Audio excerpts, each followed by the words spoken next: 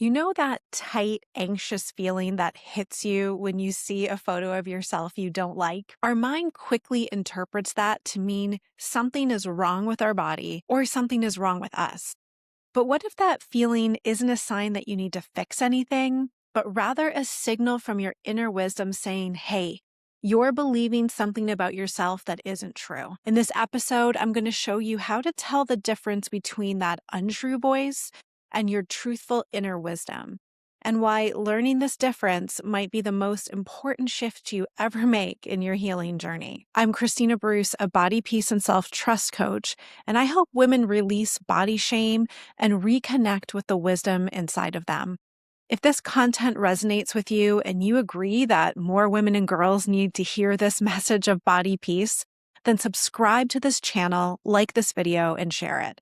It will help me get this message out to more women who could benefit from hearing it. All right, let's get into the episode. So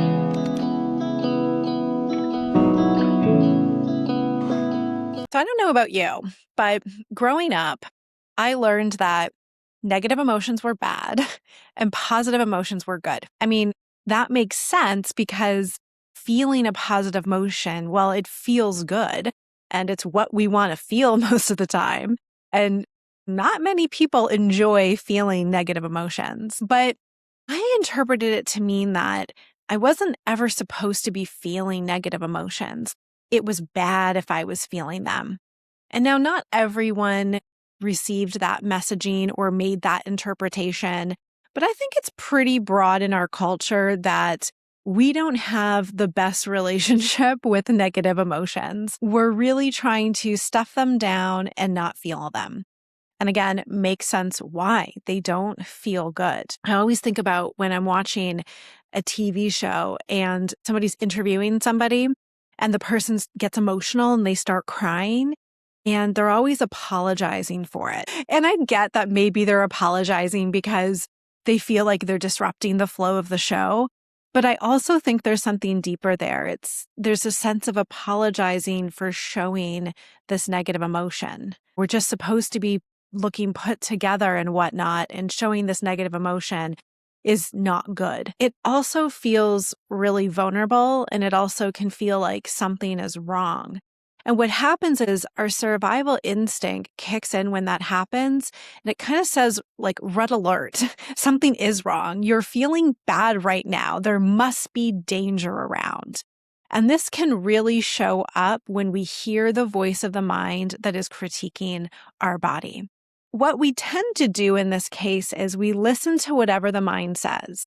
So if you see a photo of yourself in the mirror and your mind starts telling you a story, you look ugly, you're too fat, you let yourself go, and there's beliefs underneath that we're often not conscious of. So it's not really that you look fat or you let yourself go that in and of itself is bad. It could actually be neutral, but it's the meaning that we've come to give those things. In this culture, we have a very dominant belief, which is fat bad and basically everything around it bad, and thin good, and essentially everything positive around thinness. But anytime we're in this black or white, all or nothing thinking around something, we're missing a whole lot of stuff in the middle. It means that there's some way that we're thinking about it that's actually not true. And so what I want to do in this episode is look at negative emotions in a different way. Not in the way that you might have come to perceive it, like something's wrong, I'm in danger, this is bad, it's wrong for me to be feeling this, I need to suck it up, buttercup, or whatever it is that you learned. And instead, start to see the negative emotion in a positive way, that it's a messenger here to help us, that it's actually pointing something out to us and giving us a choice. So we actually need negative emotions because we live in a dualistic world. And what I mean by that is we have opposites. So you have hot and you have cold. Now, of course, you have warm. We have everything in the middle, but you are going to have the polarities. We always do. And we need them because you cannot know what warm or hot feels like unless you know what cool or cold feels like. They're informative. It gives us choice. When it comes to our emotions, the negative emotions are a signal that are here to tell us when our thinking is in alignment with the deeper truth of ourselves. This is a really broad topic that could go on for 3 hours, so I am not going to do that today, but I want to focus instead on these emotions and in particular, how it relates to how we're viewing our body and ourself, especially in those moments like when you see yourself in a photo, because I know that that one's the worst. For most women, every client I've worked with has had this one. And in fact, I often call it the final frontier of body peace or body acceptance is when you can look at yourself in a photo and you see it neutrally. You know that you've really made some big progress because it tends to be one of the last hurdles that we overcome when we're working on making peace with our body. What happens when this negative emotion arises? So we're going to use the example of seeing yourself in a photo. Do you feel disappointment? Do you feel shame? Do you feel insecurity? Do you feel fear? Firstly, we tend to feel the emotion, and it comes up as a contractive feeling. Negative emotions, and by the way, I'm going to call them negative, but I want us to stop associating them as meaning they are bad. I want you instead to think of it like a polarity on a battery, where you have a positive plus sign and you have a negative, negative sign, like a charge. Think of it like an energetic charge. Again, like a magnet, you need both. So we don't want to get rid of negative emotions. We can't. They're a part of this world that we live in.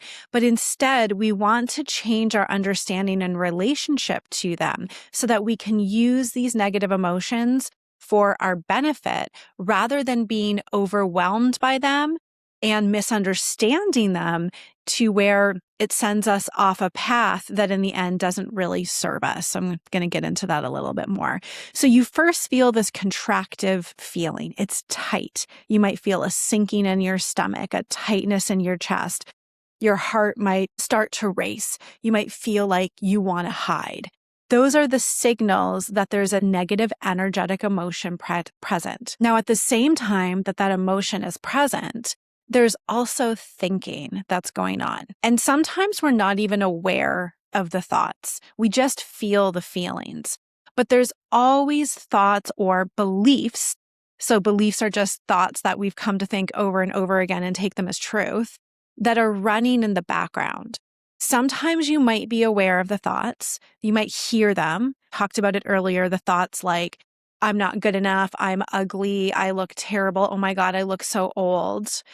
Those are the conscious thoughts we might hear. There's beliefs underneath that we often don't hear, but that's what's supporting these negative thoughts. It's what makes them feel so bad in the first place or so dangerous. It's thoughts like, I'm not valuable, I'm not good enough, I'm not lovable, something's wrong with me, I did something bad, I'm a failure. All of these thoughts are underneath those sort of surface level panic thoughts, judgmental thoughts about our body. Because at some point when we were young, we had something happen to us, and it may be related to our body directly or not. It could just be that we had an experience where our mind formed this belief about ourselves that said, you're not important, you're not good enough, you don't matter. These kind of deeper core beliefs end up supporting all of these things in our life where we look around and criticize and judge ourselves and say, okay, I need to just fix these different things in my life so that I can be important, good enough, valuable, I matter. And one of the ways that we do that in our culture is through our appearance, because our culture has been so surface level, truthfully, in the way that we've been relating to each other. We look at each other like covers of a book. We often judge a book by its cover. It's where the saying comes from. We're not meeting each other on a deeper level. And so we validate and we appreciate or we judge and we criticize each other on appearance. And so when we have these core beliefs underneath, saying, I don't matter, I'm a failure, I'm a screw up, I'm not good enough, I'm unlovable. One of the ways that we can quote unquote fix ourselves is through our appearance. And that's why we're all running around spending so much time, energy, money on making the surface of ourselves look good, because we clearly see that everybody's been judging each other based on appearance. And we have these core beliefs that I'm not good enough as I am, even if we're not conscious of them. So many of us have them. And we're trying to fix ourselves, right? So now you look in the mirror and that image that you see does not match what your mind has come to know as acceptable, valuable, good enough. And it starts to freak out. The negative emotion comes up. You have all of these thoughts that are coming up. And the mind then says, red alert, dangerous, got to protect you from feeling terrible about yourself. Let's go to work. What can we do now to fix this? I got to start the next diet. I got to lose X pounds. Maybe I will try that weight loss drug. I got to get it together. Or I got to be more disciplined. It's all of these thoughts, right? It goes into fix it mode because it believes that your body is the problem. And it's doing it because it's trying to protect you from feeling terrible about yourself, because it doesn't feel good. It says it's dangerous to be feeling these negative emotions. And that's what happens.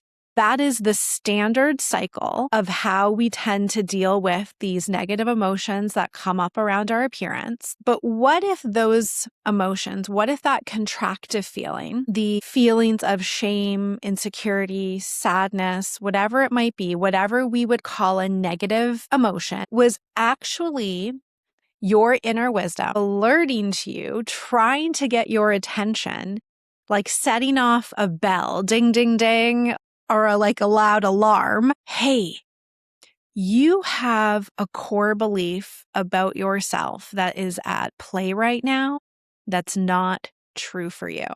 So this feeling isn't actually what your mind is telling you, which is my body's the problem, I'm not good enough, I need to fix it. Because we hear the voice and survival kicks in and we're like, yes, okay, oh my goodness, there is a problem, let me fix it. What that negative emotion is actually telling you, it's your inner self, your deeper wisdom trying to get your attention to say, it's time to change how you're viewing yourself right now, because it's out of alignment with the truth of you. You believed something about yourself that you may have been living with for 50 years. This may have happened when you were 5 years old, and this belief has been running in the background, part of your programming for your entire life, that it just feels like it's true. But the negative energy of it is saying it's not true. It's actually out of alignment with the truth of you. Because here's the thing, and I talked about this in the other episode I did talking about the childhood wounds of body image, is that when we come into this world as little children, we don't carry these negative ideas about ourselves. They happen as we age. And all you need to do is look at young children, especially 2 years old, 3 years old, and they are so joyful. They're not criticizing themselves in the mirror. They don't think that anything is wrong with them because they haven't formed any belief or haven't taken in an idea yet that says, I should be worried about something, or that how I am is bad or wrong in some way. Now, some children, they're more like unicorns, can get through this life where they don't end up forming these beliefs about themselves, but the vast majority of us do. And it's not the fault of our parents, although I know we could have a lot of anger towards them for, having adopted these beliefs and the ways maybe they treated us. The thing is that they hold them too, because that happened to them. They hold those beliefs about themselves. So we pass on, whatever is not seen in ourselves. So that's why doing this work is so powerful, not only to free yourself from this and to feel more of the positive emotions, which is what we want to be feeling, but also for future generations. So that contraction is trying to alert you to a core belief that's not true about you. And the thing is that inner wisdom voice. It's quiet. It's the voice of the survival mind is loud. It's what's actually getting our attention. And when we are caught in those thoughts, it feels 100% true. And it's going to find all of the evidence in your life for why it's true. It's going to show you all the ways that you're a failure. It's going to tell you all the ways that you're not good enough, that you're ugly, that time that, little Joey on the playground said that thing to you and your parents said that thing to you and this person looked at you that way. See, look at all the evidence. Of course it's true. But what it does is it misses out and it ignores all of the evidence to the contrary. So it's not going to remember the time that that person told you you were beautiful, or that time that that person asked you out, or your mother said they loved you. Like, it's going to ignore all the positives. When you're caught up in the story that the mind is telling you when you're feeling that negative emotion, it's going to feel so true. But it takes some practice and it takes some time to start to see it now in a different way. To start to say, hey, I'm feeling this negative emotion. Maybe, just maybe, this means what my mind is telling me right now is not true. That the way that I'm viewing myself at this moment is not true. Not fundamentally, not to the core of who I am. And this takes some practice and it takes a little bit of work. I actually start to introduce some exercises and talk about this more on the level of body image in my mini course, the Body Peace video series. So if you haven't got that yet, I have a special discounted rate for listeners of the podcast. You can get $20 off it. In the description, I'll have the link there and a promo code, and I will lead you through practices where you can start to distinguish the difference between this voice of the mind and the truth of your inner wisdom. So your inner wisdom knocking on the door, saying, hey, that's not true. And then getting to the part that we all want, which is, okay, well, then what is true? And here's the awesome thing. What is true feels good. So when we are feeling good, it means that how we are perceiving ourselves is in alignment with the truth. The truth of ourselves always feels good, or at the very least, neutral. But neutral feels good compared to bad, right? And it feels different in the body. It feels more open. It feels expansive. It feels like a sigh of relief. That's what we're yearning for.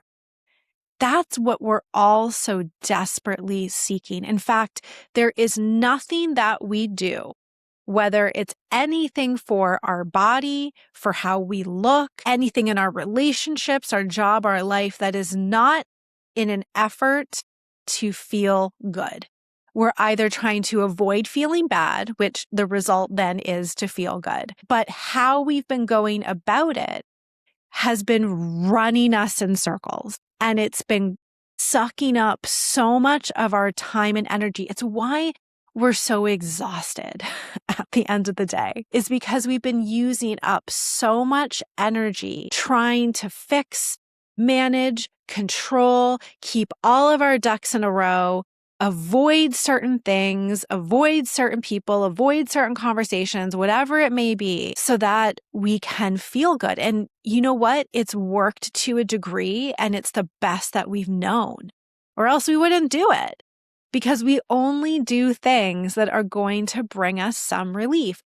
Now, I will always go to looking at our thinking first about anything.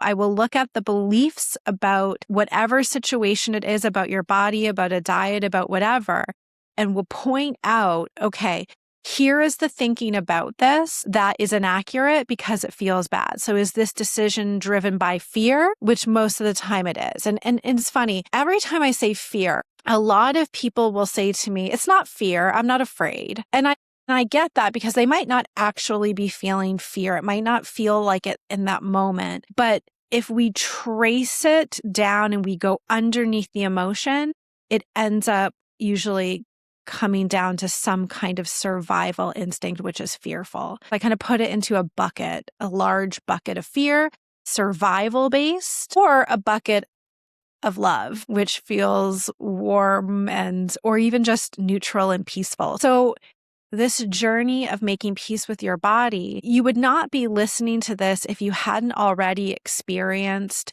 trying to quote unquote fix yourself and make your body better and make you better, and it exhausting you. Or realizing this just isn't the answer, or this is a hamster wheel that I have to run on for the rest of my life. There's got to be some other alternative. And that's where this body peace journey comes in, because at the root of so much of our efforts to make ourselves feel better by changing our appearance, managing and controlling, is an underlying core belief that's not true. And when we can get to that core belief and start to see through it, then everything else on the surface changes. Now, all of a sudden, our behaviors change. We are not so worried anymore about needing to lose those X pounds or managing or controlling this, because we're not trying to avoid this feeling anymore. And we're not trying to prove that we're good enough, that we're important, or that we matter. The negative emotion is important. And we have to be able, though, to be comfortable with the discomfort. And it's probably the hardest thing in the beginning,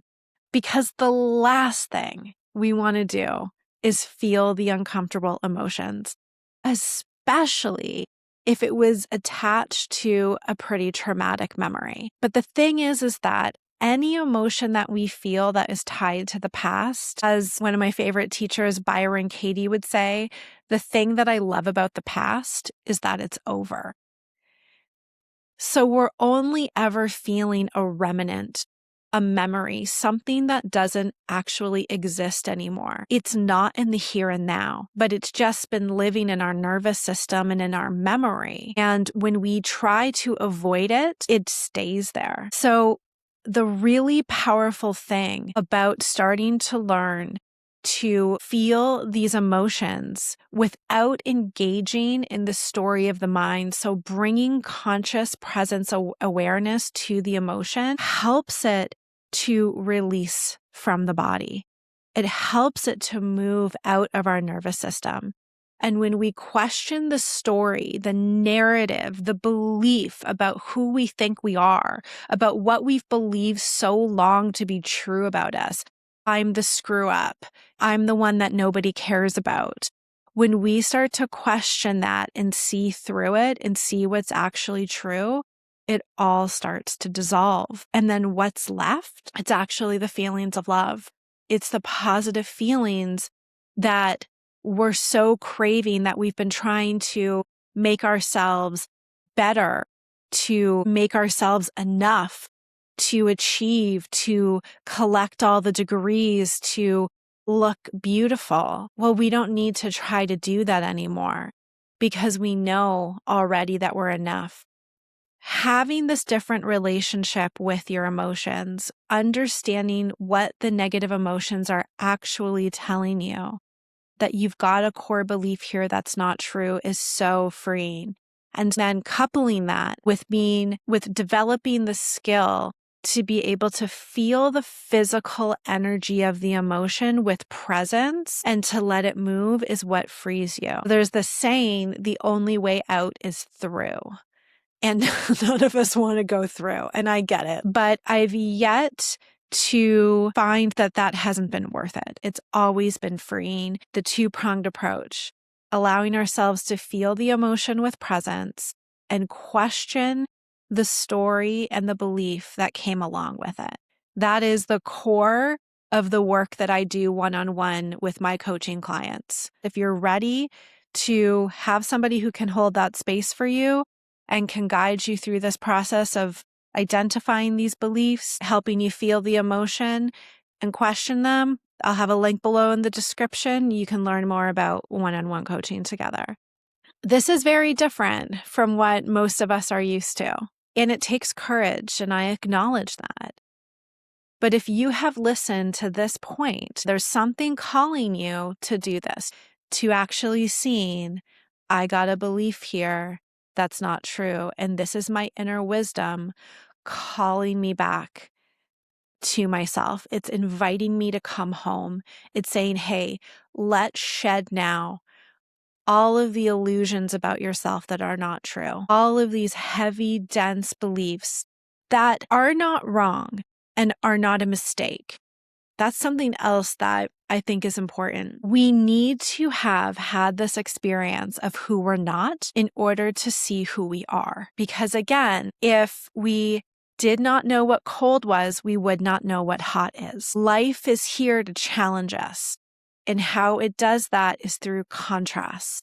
And so we need to feel the negative in order to feel the positive. But when we now reframe it and understand that this negative emotion is here to help us see what's true, it's inviting us to grow and to shed what's actually not true about ourselves so we can come into the truth of us, which is worthiness, love, good enoughness, having value, all the things that we're so desperate to feel, then it's worth it. It's actually helping us. We want to shift it to where negativity becomes our friend. And when you know how to do that, when you've developed the skill to do it and you've had the understanding, you can start to use it now as this compass in your life. And you can start to free yourself from all of the heaviness that was causing you to think you weren't good enough in the first place, the beliefs.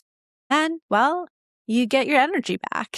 You get your time back. You get your money back because you're not trying to prove and fix and control and manage because you already know that you're enough. It's a great thing. And it's why I'm so passionate to share it. So I hope that this episode today maybe click something for you, help shift something for you. Check out the Body Peace video series if you're new to this work. Check out the link for one-to-one coaching if you want to go deeper. Look forward to being with you in the next episode.